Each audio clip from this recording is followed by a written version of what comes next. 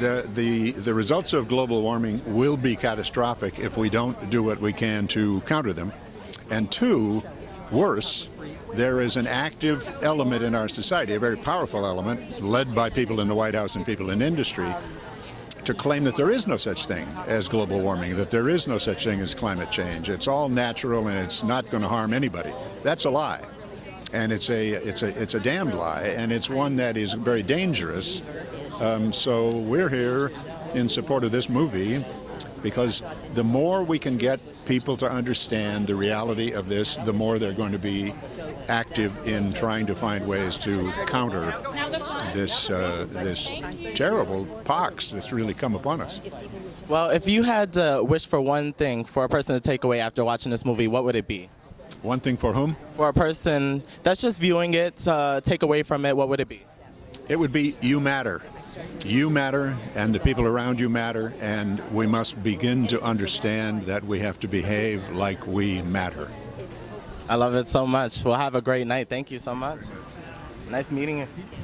How are you feeling tonight? Oh, great. I'm so happy to be here. I'm so happy that films like this are being made.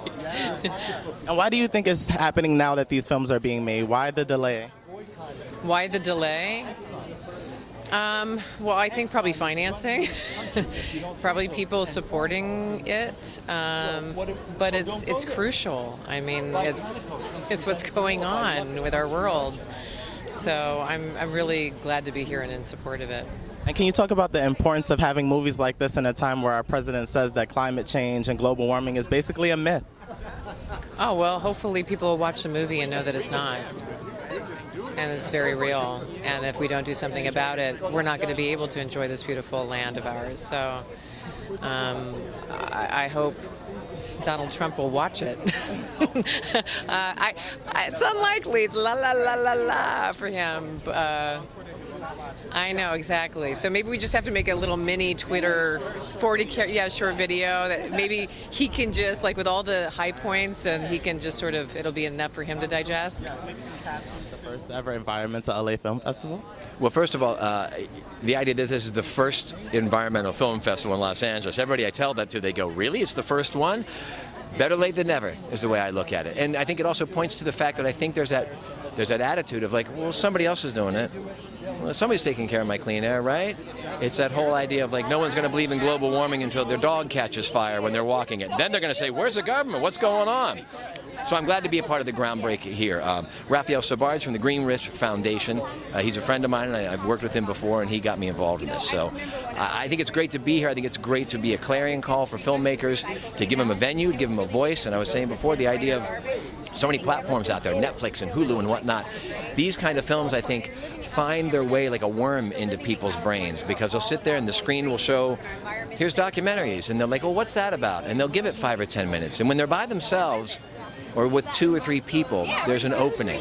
And I think there's an opening for the mind that can happen on your couch, that can't happen sometimes in a theater because of peer pressure, perceptions of one another. But if you're sitting there with a giant plastic water bottle and you're watching something about, oh, I don't know, the giant plastic island that floats in the Pacific, maybe there's a connection, and maybe there's a moment where you go, huh, maybe I can stop using this. Maybe I can help not put one more thing out there.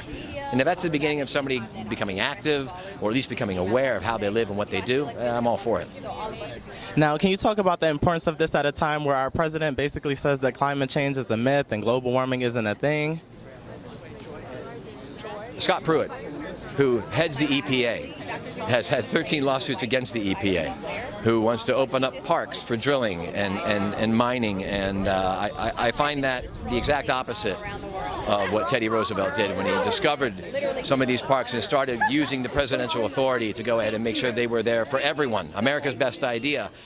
The national scene and the national dictate of how we're going to treat our environment, I think, is appalling. It is short-sighted, it is misanthropic, and it is only lining the pockets of a very few at the expense of the very many, including my children, and I find it appalling. This event tonight? I mean, I feel like we only have one, not I feel like, the fact is that we only have one world, and we are all living in it. We're all inhabitants of this world. We're renting it from the future generations, and if we don't take care of it now, there will be nothing for our children and grandchildren. I feel like with the political landscape that we're in right now, it's getting brushed under the rug, especially when we left the Paris Climate Agreement. I feel like anything that I can do personally to help this cause, I'm here for it. I love it. So what would you say is the best first step for someone that doesn't have any type of understanding of climate change or environmental damage? Yes. Change your light bulbs. Change your light bulbs to high efficiency light bulbs. It's a low cost. It's actually cheaper for whoever changes their light bulbs because their electricity bill will be lower, and it helps the environment exponentially. So just change your light bulbs. It's simple. Simple, one step. Carpooling is another step. We live in California, so we're really big on carpooling. We're really big on helping the environment in general, but for people that don't necessarily live in California, hop in the car with a friend. If you know someone's going to the grocery store, ride to the grocery store with them, because the emissions that are let out from everyone's car is literally burning a hole in the ozone layer. And third, buy a Tesla or an electric car. You know what I'm saying? I have a Prius, and my lease is up in September, and I'm upgrading to a Tesla. I'm doing my part and looking cool all at the same time. I didn't even know that was an environmentally friendly car. I thought it was just expensive. The Tesla.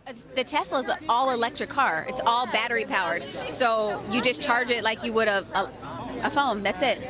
It's a lithium-ion battery. So like your laptop battery, it's a full battery under the bottom of the car. And so it's, reducing the need for oil, for gas, for natural gas, and it's less pollutants into the environment. So everybody get a car.